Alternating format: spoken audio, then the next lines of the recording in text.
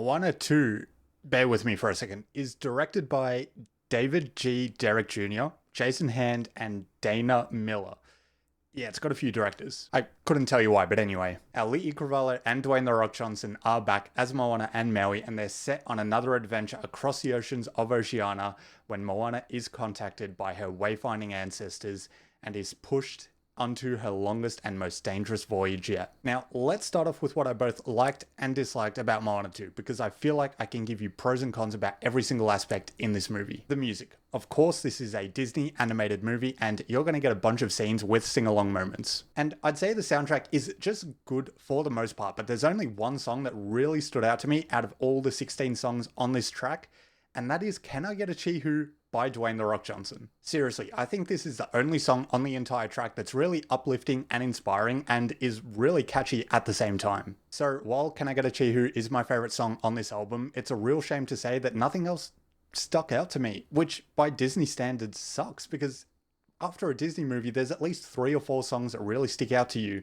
that you're going to be singing along with on the car ride home. It sucks to say, but it's true. In fact, there's actually one song that I really dislike on this album, and there's a verse sung by a character called Lotto, who's this brainy but quirky type character who's the tinkerer, the engineer, the one that fixes the boat, but everything she fucking does actually makes the boat worse. Anyway, her verse needed an intro to it like Eminem's Rap God, because lyrics are coming at you at supersonic speed and my Gen Z ass brain couldn't even keep up with it. And that's really saying something. Anyway, on to the characters now, and you've got all your returning favorites. The chicken and the pig are back, and bacon and eggs, of course. Maui makes a really funny joke about that. Speaking of Maui, he's probably the fan favorite, at least in my cinema especially. All the kids around me were all talking about Maui during the movie, and they were all talking during the movie. They were all like, where's Maui, where's Maui?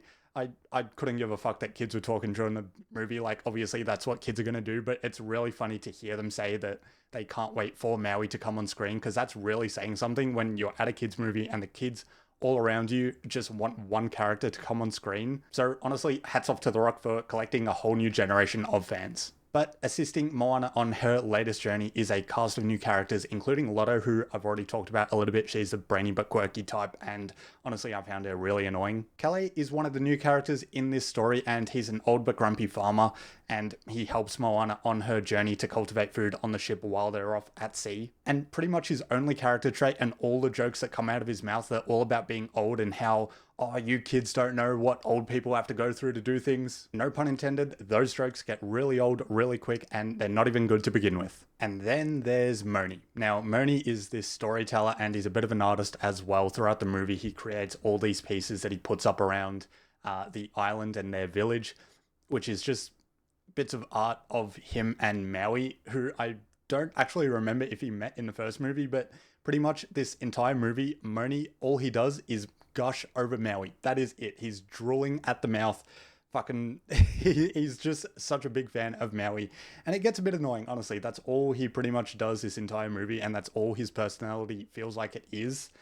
And yeah, he's on this journey pretty much to help Moana, but also he just really wants to see Maui. And when he meets Maui, Maui's just like, get this fucking dude away from me. What are you doing? All that to say that old characters, really fun, really good, great. Glad they're back. The Kakamora, they're funny as fuck as well, once again. But the new characters that they introduce are a bit annoying, a bit tedious, and honestly, I could have done without them. Last but not least, the story. The story was fine. It was perfectly fine, but I don't think it was a story that needed to be told. To boil it down real simple, all it was about is just reconnecting with your ancestry, your family's history, your culture, and going out there being a wayfinder just as your past relatives did, and just exploring the sea, finding new villages and new people, and reconnecting everyone back into one big family. Is it a good story? Sure. Is it fine? Sure. Is it a necessary story? I don't think so. But if you found something in it, then good for you. I'm happy.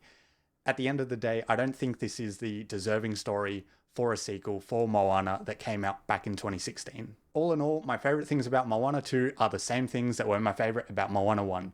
Maui, Moana, the chicken, the pig, and the Kakamora. That's pretty much it. Moana 2 is not something I see myself revisiting. I can honestly really see why Dwayne The Rock Johnson is grasping to this film franchise like he's about to fall off the edge of a cliff, because honestly, it's the best thing he's done in acting since he fucking started.